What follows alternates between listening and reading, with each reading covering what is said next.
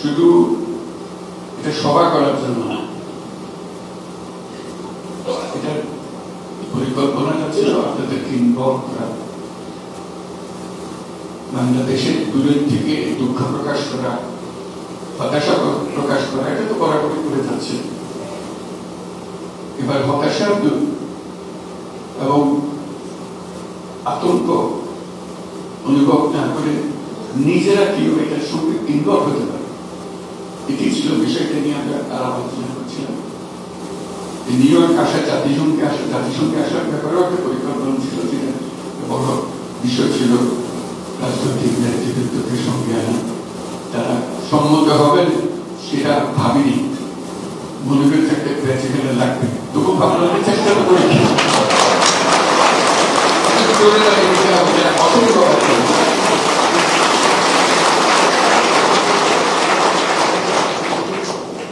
ওনাদের সম্মতি দেখে আমার মনে বাংলাদেশ সম্বন্ধে, বাংলাদেশের ভবিষ্যৎ সম্বন্ধে আমার আস্থা অনেক বেড়ে গেছে।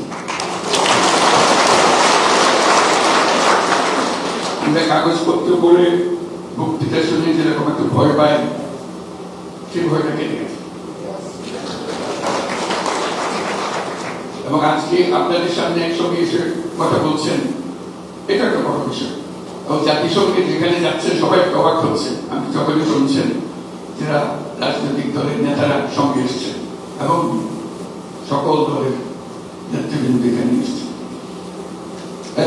মেসেজ, এটার পেছনে একটা মানুষকে একটা ভবিষ্যৎ সম্বন্ধে একটা ধারণা দেয়, সেই ধারণাটা সাংঘাতিক আত্মবিশ্বাসী করে আমাদেরকে। সেই আত্মবিশ্বাস নিয়ে আমরা আজকে নিউ ইয়র্ক শহরে আসলাম, জাতিসংঘে আসলাম, আমরা সাংঘাতিক আত্মবিশ্বাসী হয়ে ফিরে যাব। আপনারা সবাই সেই আত্মবিশ্বাসী অংশগ্রহণ,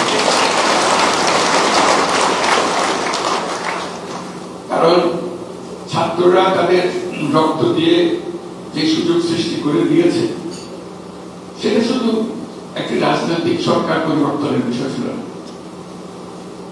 এটা দেশের একটা পুনর্জন্মের বিষয়।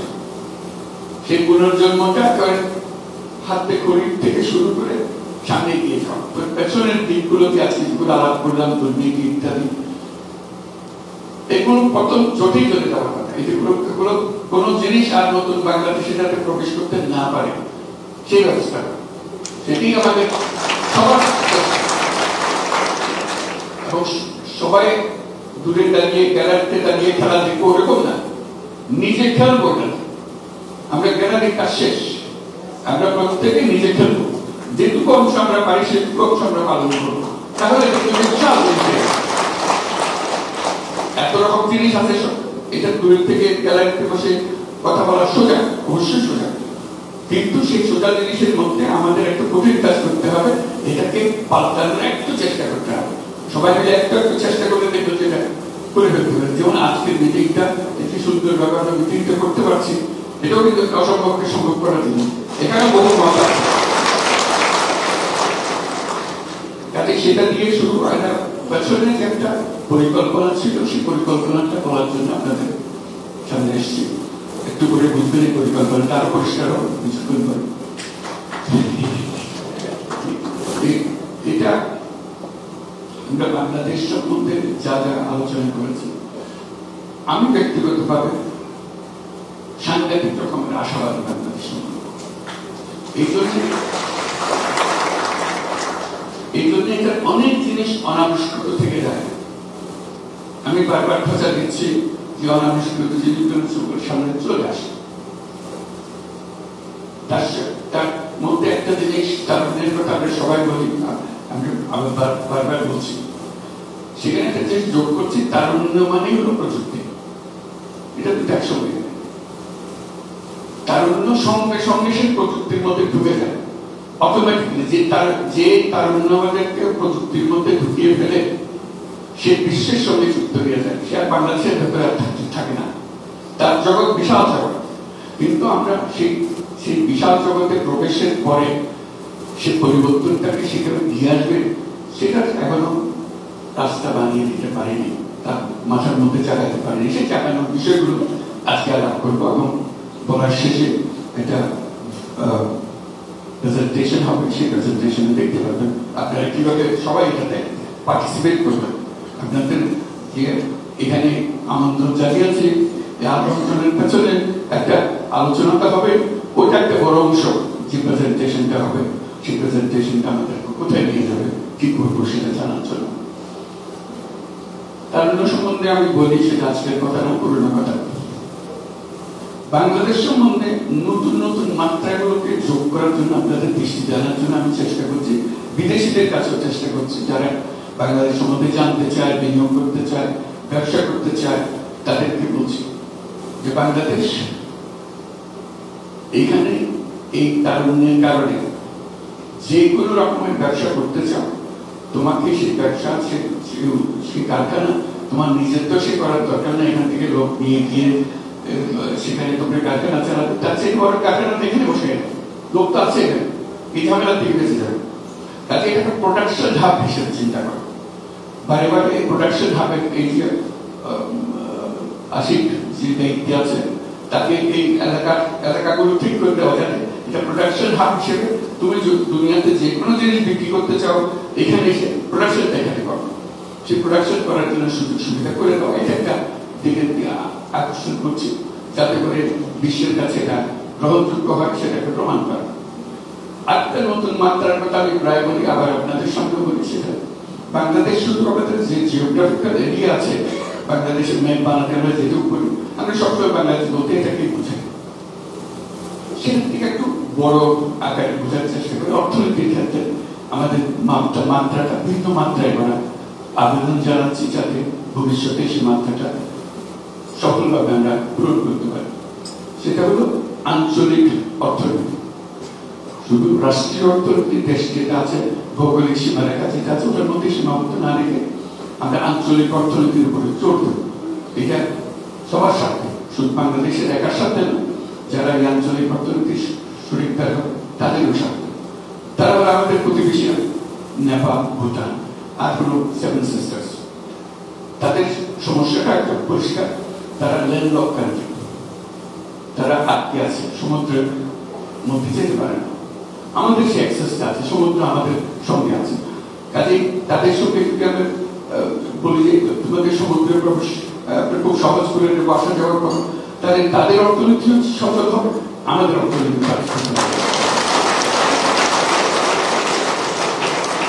এবং ভারত এটা নিয়ে আলাপ হচ্ছে, অনেকে বিরূপ মন্তব্য করছে, কিন্তু অনেকে সন্তুষ্ট যে এটা হওয়া উচিত। এটা আমরা স্বাভাবিক পদ্ধতিতে হবে, এটা জোর করে কাউকে বলতে পারবো না আমার সঙ্গে ব্যবসা করে, সে তার ব্যবসা একদম সীমাবদ্ধ হয়ে গেছে, সেখানে বিবেক হচ্ছে।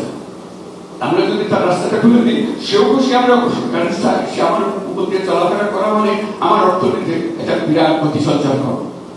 তো সেই দিকে এই জন্য আপনাদেরকে এটা বললাম, এটা মাথার মধ্যে রাখা। আপনাদের সঙ্গে এইসব এলাকার যে রিজিওনাল অর্থনীতি যেটা বলছে, আঞ্চলিক অর্থনীতি, তাদের বন্ধু বান্ধব অনেক আছে আপনাদের কাছে। আপনারা যেও গুরুত্বপূর্ণ বাংলাদেশের জন্য, তারাও তাদের জন্য, তাদের দেশের জন্য গুরুত্বপূর্ণ। তারা যদি মনে করে হ্যাঁ তাই তো আমরা মাধ্যমে কাজকর্ম করবো, তারা আস্তে আস্তে দেখবে যে রাস্তা খুলে যাচ্ছে। মানুষ যেটা চায় সে রাস্তা বন্ধ করে রাখা যায় না, স্রোতের মতো জিনিস। পানি নিজের মাঠে রাখা যায়, মানুষের আশঙ্কাকে আটকে রাখা যায়। একবার একটা মাথায় ঢুকে গেলে সেটা যে পাথর হোক, যেই হোক, এটা ভেঙে সে বের হবে। কাজে মাথার মধ্যে যদি ঢোকে এটা আঞ্চলিক অর্থনীতি আমরা গড়ে তুলবো, তাহলে দেখবেন যে আঞ্চলিক ভাবে অনেক জিনিস সম্ভব। এখানে আন্তর্জাতিক ক্ষেত্রে যখন জাতিসংঘে আসি, বিভিন্ন দেশের লোকদের সঙ্গে, নেতৃবৃন্দের সঙ্গে দেখা হয়, তাদেরকে কথা বলি, তাদের কাছে সঙ্গে সঙ্গে এটা মনে হয় বড় প্রস্তাব। একটা বিশ্ব সংস্থার প্রধান যে বলে যে হ্যাঁ এটা তো এই জিনিস তো আমরা অনুভব করি, কিন্তু তোমার মতো করে বলতে পারিনি, এখন থেকে এটা আমি বলবো, এটা আঞ্চলিক অর্থনীতি। তাদের এই যে সীমাবদ্ধতা, দেশের অর্থনীতির যে সীমাবদ্ধতা, সেই সীমাবদ্ধতা থেকে আমরা বেরিয়ে যেতে পারবো। আমাদের মনটাও বড় হবে, ইন্টারাকশন হবে আশেপাশের দেশের সঙ্গে, এবং আমাদের অর্থনীতির প্রতি একটা বিরাট গতি সঞ্চার হবে। আরেকটা বিষয় আছে, সেটা যদি বললাম আমাদের অর্থনীতি, এখানে পানি ছিল নাকি আমার জন্য তো দিয়ে দেব।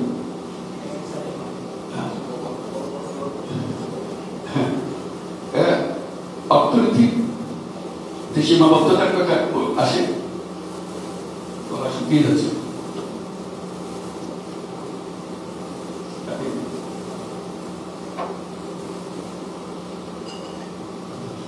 আরেকটা বিষয় ওই যে সীমাবদ্ধতা, যে ম্যাপ, বাংলাদেশের ম্যাপ, বাংলাদেশ বলতে আমরা ওটাই বুঝি। আমি বারবার উল্লেখ করি যে বাংলাদেশ এটা তো ছোট বাংলাদেশ, আমাদের আসল বাংলাদেশ কোথায়, আমাদের পুরো সীমানাটা কোথায়?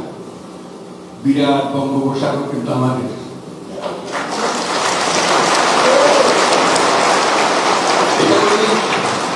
এটা কোনোদিন স্কুলের ছেলে মেয়েদেরকেও বোঝায় না, কলেজ বিশ্ববিদ্যালয়ের ছেলে মেয়েদেরকে বোঝায় না। ম্যাপটা একে বাংলাদেশ শেষ, বাংলাদেশ শেষ হয়নি। বাংলাদেশের মাত্র অর্ধেক দিকে, বাকি অর্ধেক সমুদ্র, বিশাল। এখন থেকে আমি বলছি যে বাংলাদেশ বলতে তোমরা সমুদ্র সহ বাংলাদেশ দেখাবা, তো জানো এটাতে। এটা তো অসম সম্পদ, মাটির নিচে যেরকম সম্পদ, পানির নিচে, পানির উপরে সব সম্পদ। এটা আমি ছাড়বো কেন? ছাড় তো প্রশ্নই এটা না, এটাকে বাড়িয়ে দেওয়া জিনিস। এটা অনেকটা এরকম, বিরাট দিঘি আছে বাড়ির সামনে,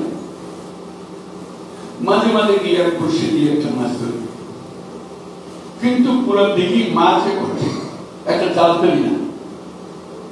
মনে হচ্ছে এটা শুধু পারে করে বসে একটা বসে দিয়ে মাছ ধরে নিচ্ছে।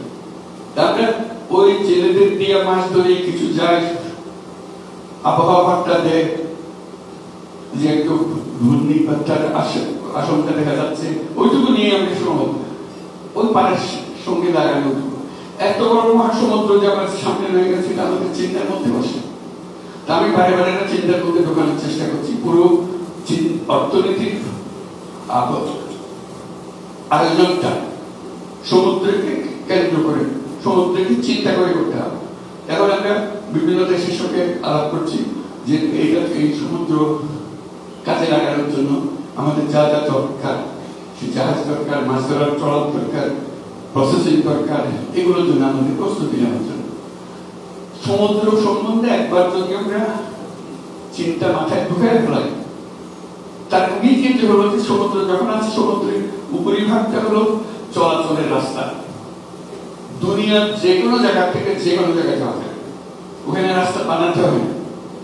জাহাজ লাগে, জাহাজ লাগে, বন্দর লাগে।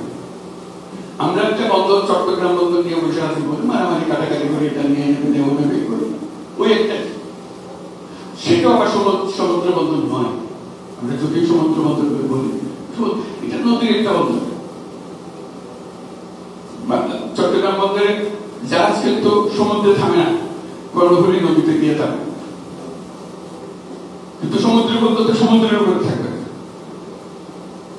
এই যে জলমা যেই মাত্র আমরা বঙ্গোপসাগর তার উপকূল দিয়ে মাথার মধ্যে ঢোকাবো, তখন দেখা যাবে যে কক্সবাজার, মাতারবাড়ি সবকিছু এখন বিরাট গভীর সমুদ্র বন্দরের জন্য প্রস্তুত।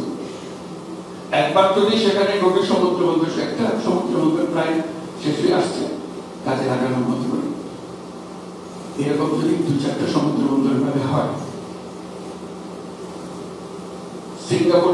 সিঙ্গাপুরের আসলে কি বন্দর, আর তো কিছু না। এই বন্দরের ফ্যাসিলিটি বিক্রি করে সে আজকে এত বড় রাষ্ট্র হয়ে গেল, এত বড় ধনী রাষ্ট্র হয়ে গেল। আর আমরা বসে আছি মাছ ধরতেছি উপকূলে বসে, ছেলেদের পাঠিয়ে দিতেছি মাছ ধরে, আর সত্যি বানিয়ে দিতে পারছে। এইটুকুই গেল।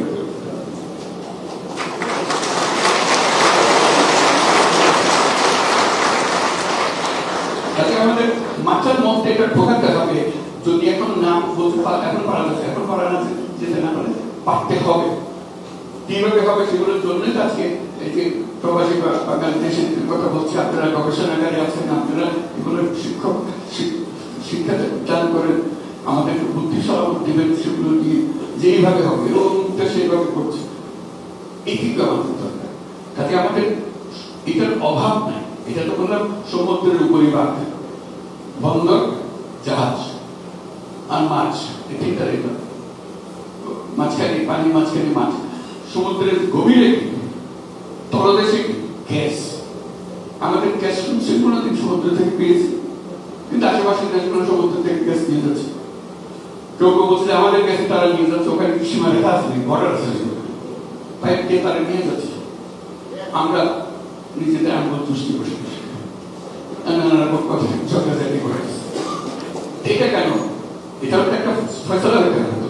মাটির নিচে যদি গ্যাস, সমুদ্রের নিচে গ্যাস আছে, এটাও নেই, সেটা কোনো সন্দেহ নেই। কত দূর আছে, কত দূর আছে, কিভাবে আনতে হবে, তাহলে যদি এনেও খেতে না পারি, এর থেকে আর দুঃখ কমানোর দুঃখ আমাদের আর কি হতে পারে? তাহলে ওই দৃষ্টিভঙ্গি আনা যে আমাদের এই বিরাট সম্পদ, একটা হলো যে আমরা একটা আঞ্চলিক অর্থনীতি হিসেবে চিন্তা করবো, আমাদের সব কাজ করবো সেভাবে গড়ে তুলবো, যেহেতু আমরা সেই ফেসিলিটি নিতে পারি। আমরা সিঙ্গাপুরের কাছে কেন যেতে বাধ্য হই? যেহেতু সুযোগটা তার কাছে আছে, আমরা যেতে বাধ্য হই, তার লাভ আমাদের লাভ। আমরা যখন না আমরা সিঙ্গাপুরের সঙ্গে কাজ করবো বললে আমরা শেষ। কাজে আমরা যখন ফ্যাসিলিটি দিতে পারবো, সবাই আমাদের কাছে আছে, যে যেখানেই থাকুক, তার রাজনৈতিক মতবাদ যেগুলো থাকবে চলে যায়, মানুষের স্বার্থের যে স্রোত, এটা বিক্ষু ঠেকাতে পারে। কাজে সেটুকু আমাদের এই হলো আরেকটা মাত্রা, যেটার কথা দেশের চিকিৎসার যে মাত্রাটা, নতুন মাত্রার কথা বলছি। বাংলাদেশ ওই যে সীমাবদ্ধ ম্যাচ, যেটা এখানে সীমাবদ্ধ না, বাংলাদেশ সারা বিশ্বে ছড়ানো। আপনারা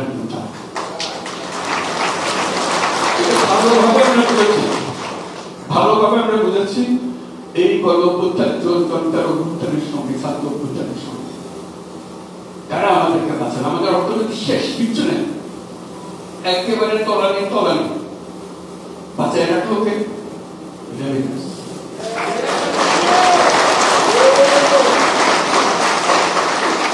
রেমিটেন্স এই বাংলার নতুন বাংলাদেশের জন্ম দিয়েছে। আজও যে আমরা গলা হারিয়ে বুক ফুলিয়ে বলি আমাদের অর্থনীতি মজবুত হয়েছে, সেটার একমাত্র কারণ হলো রেমিটেন্স। তাহলে আপনাদের আমাদের এই দূরত্ব নাই, আসলে আমরা এটা ভাবতে হবে। আমরা ওই যে বঙ্গোপসাগর বললো বাংলাদেশের অংশ, আপনারাও বাংলাদেশের অংশ। এবার আজকে আমরা বলতে চাই আপনার ভোটের অধিকার দিলেন, আমাদের দাঁড়াবার অধিকার কেন দিচ্ছেন না, এগুলো ফয়সালা হবে, একটা হয়ে যাবে, এগুলো কোনো বিষয় নয়। একবার নিজের মত আসলে শুরু হলো, আগে তো ভোটাধিকারই ছিল না, এখন ভোটাধিকার আসুক, তারপর বাকিটা বলুন, একসঙ্গে সবাই দেশ থেকে দাঁড়ানি হয়ে যাবে। মূল কথাটা হলো এই দূরত্ব নাই, আমরা যে যেখানে থাকি। আমরা আজকে নিউ ইয়র্কে বসে কথা বলছি, বাংলাদেশে শুধু নিউ ইয়র্কের কথা, সারা দুনিয়া জুড়ে যেখানে যাবেন বাংলাদেশ, এবং অত্যন্ত সাফল্যমণ্ডিত মানুষ সেসব দেশের সঙ্গে বাংলাদেশের হয়েছে। কাজে তারাও চায় বাংলাদেশিদের একটা বৈশিষ্ট্য হলো সে যত আরামে থাকুক, যত হাঁটাক করুক, যত বাড়িঘর বানাক, গাড়ি বানাক, ওই দেশের গ্রামের বাড়িটার কথা সে বুঝতে পারবে।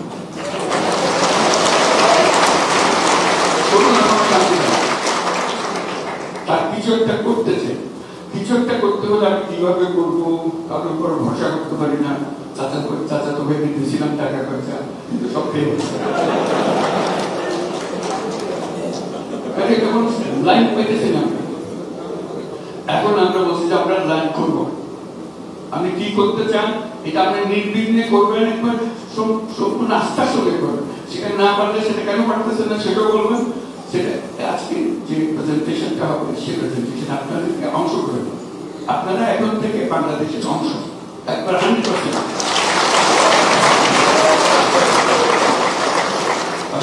সেটা কিভাবে আপনার মনের কথাটা কিভাবে জানাবেন, কাকে জানাবেন, দুঃখের কথাটা কাকে জানাবেন, সেগুলোর ব্যবস্থা, এবং পরস্পরের সঙ্গে সম্পর্কটা কিভাবে রাখবেন, যাতে একা মনে করেন আমি একা গিয়ে কি করতে পারি। আমরা জোট বাজার যাবো, এই করে যাবো, ওই অংশটা আমরা করবো। স্বাস্থ্য খাতে আমার এত কথা জানা আছে, আমি স্বাস্থ্যের এই কাজটা করে বাংলাদেশে করতে পারেন। আপনি মনে দুঃখ পান, আমি এখানে বসে, আমেরিকাতে বসে, ইউরোপে বসে কত মানুষের স্বাস্থ্যের সেবা দিচ্ছে, সামান্য একটা জিনিস যেটা একবার দিতে পারলে বাংলাদেশের মানুষের হাতে এই দুঃখ থেকে চেপেছে। বিশেষ করে এখন যখন প্রযুক্তি আসছে, এগুলো এত সহজ হয়ে যাচ্ছে, এবং ছেলে পেলেরাই বলে চালাতে হবে। আপনি শুধু দেখাই দেন জিনিসটা, প্রযুক্তিতে হাতে ধরে না, তাহলে সেই এবং সেখানে বাংলাদেশে আপনারা যা শিখবেন, আপনার সেই প্রযুক্তি প্রয়োগ করে, আপনার সেই পদ্ধতি প্রয়োগ করে আপনার সারা বিশ্বে আপনি সেটার জন্য প্রসিদ্ধ হবেন। যেহেতু এক দেশে আপনি করে দিয়েছেন, সেইগুলো বিষয়।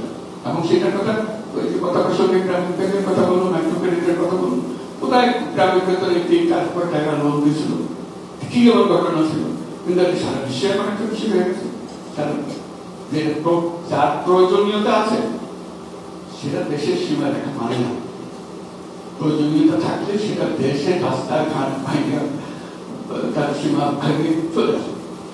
আপনিও আপনার এত বিদ্যা, আপনার এত জ্ঞান, আপনার এত অভিজ্ঞতা, সেই অভিজ্ঞতা দিয়ে আপনি কাজটা করতে পারেন। যে প্রেজেন্টেশনের কথা বলছি শুধু আপনাকে উদ্দেশ্য করে আছে, যারা উপস্থিত আছেন সেই প্রজন্মকে উদ্দেশ্য করে বলছি। আপনার বাচ্চারাও তার সঙ্গে পরিচিত হবে এই অ্যাপের মাধ্যমে হবে। এই প্রেজেন্টেশন যেটা দেখাচ্ছি, যাতে করে ওই বললাম সে ছোটবেলা থেকে জানে যে আমার আটকা বাড়ি আছে, আমার দাদা দাদির ক্লাস হবে। এখন তাদের দাদা দাদি বোঝার খুব কষ্ট হবে যে ফ্যামিলি ট্রিট করবে, আমি তো কিভাবে বলেছি বাংলাদেশের অংশ হিসেবে এই না। এখানে যদি নাগরিকত্ব গ্রহণ করেন, আপনার নাগরিকতার প্রতি বিশ্বাস করার কথা বলছি, এটা অন্তরের কথা বলছি। অন্তর এক জিনিস আর নাগরিকতার এক জিনিস। আপনার অন্তরে যা চায় সে অন্তরের কাজটা করতে পারবেন। যে করার ফলে ওখানে গিয়ে যখন যাবে মনটা ভরে যাবে যে আমি নিজে ভাব করেছি, তা তো বটে। আমি যে এলাকাতে প্রাইমারি স্কুলে লেখাপড়া করে গেছিলাম, সেই প্রাইমারি স্কুলের চেহারা করতে পেরেছি, সেখান থেকে আমি দুর্নীতিটা বাইর করে দিতে পেরেছি। আমি উঠে দাঁড়াইছিলাম বলে সবাই মানছে, ওই স্কুলটা আমি ঠিক মতো চালাইতে পারি। আর কিছু না, আমি সারা বাংলাদেশ পাঠাইতে পারি না, কিন্তু আমার প্রাইমারি স্কুলটার আমার কথা সবাই মানছে, সবাই জানছে, শিক্ষা করতে হবে। এইসব ভূমিকা পালন করতে পারি আমরা, কঠিন না। আপনাকে সেটার জন্য ওখানে যেতে হবে না। আজকাল প্রযুক্তির কারণে আপনি যে কোনো সময় সেখানে যেতে পারেন, যখন ইচ্ছা সেখানে যেতে পারেন। তাতে সেই প্রযুক্তিগত জিনিসগুলো নিয়ে আসা। আর আপনাদেরকে এই যে ম্যাপের কথা বললাম, বাংলাদেশের ম্যাপ, সে বাংলাদেশের ম্যাপটা অন্যভাবে দেখার জন্য যে আমরা এই বাংলাদেশের অংশ, সে অংশে আমরা কিভাবে করতে পারি সেটা আমাদের মূল জিনিসটা হলো। আজকে যে ছাত্রদের অভ্যুত্থান হলো, সেটা আমাদের মস্ত বড় প্রতিবন্ধকতা সরিয়ে দিয়েছে, আমাদের স্বপ্ন দেখার সরিয়ে দিয়েছে, স্বপ্ন বাস্তবায়নের শক্তি দিয়েছে। এগুলো স্বপ্ন আমরা সবাই দেখি, বাস্তবায়নের ক্ষমতা আমরা পাই না। এই পরিবর্তন ছাত্ররা যা করলো, সেই শক্তি আমাদেরকে দিয়েছে। এই শক্তিটা যেন হারিয়ে না, সেই জন্য আজকে আমরা সবাই মিলে জাতিসংঘে এসেছি। এই কথা সবার সামনে বলা যে এই জাতিসংঘে এসে আমরা সবাইকে জানিয়ে দিচ্ছি, একসঙ্গে এসেছি, সবাই জানিয়ে দিচ্ছি এই ব্যাপারে আমরা জাতির সাথে আমরা একমত। সবাইকে ধন্যবাদ। আমরা এই পথে চলবো এবং এটা দেখে আজকে থেকে আপনারা শুরু করেন কাজটা ব্যবহার করতে।